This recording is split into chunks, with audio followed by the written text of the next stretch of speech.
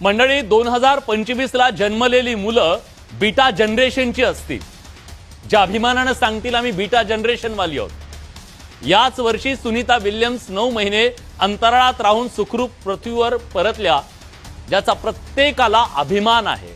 एक महिला काय कर्तृत्व गाजवू शकते हे पुढची पिढी सांगेल।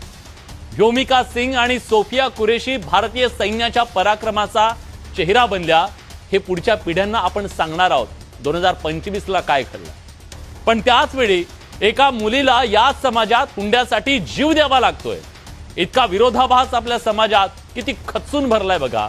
एका बाजूला आपण आपल्या पुढारलेपणाचे कितीतरी बँड वाजवतो, मिरवत फिरतो, दुसरीकडे आपल्या समाजातलं हे विदारक जळजळीत वास्तव आपल्या सगळ्यांच्या मानगुटीवर बसलंय। पुण्यातली घटना समाज म्हणून आपल्या सगळ्यांना अंतर्मुख करायला लावणारी आहे। लग्नात कोट्यवधी रुपये खर्च करून संपत्तीचं प्रदर्शन करणारे किती भिकार मानसिकतेचे असतात। लग्नातल्या त्या खोट्या सेट सारख्या त्यांच्या इब्रती किती तकलादू असतात हे पुन्हा एकदा समोर आलंय। पुण्यातल्या अजितदादा गटाचे पदाधिकारी राजेंद्र अगवणेंची सून वैष्णवीनं मोठ्या स्वप्नासह आयुष्याची सुरुवात केली हो, पण हुंड्यासाठीच्या भिकार मानसिकतेनं तिच्या गळ्याला फास लावावा लागला। मुलीच्या वडिलांनी याबद्दलचे आरोप गंभीर केले। ते म्हणतात ही हत्या आहे। बापानं काळजाचा तुकडा तर दिलाच दिला, पण सोबत मुलाला लग्नात हुंडा म्हणून 51 तोळे सोनं दिलं।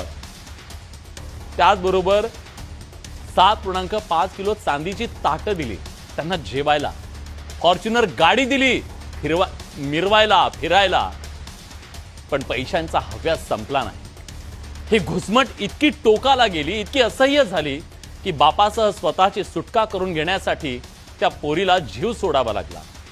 हुंडा कायद्यानं गुन्हा आहे या समाजात, पण त्याला समाज मान्यता आहेच की।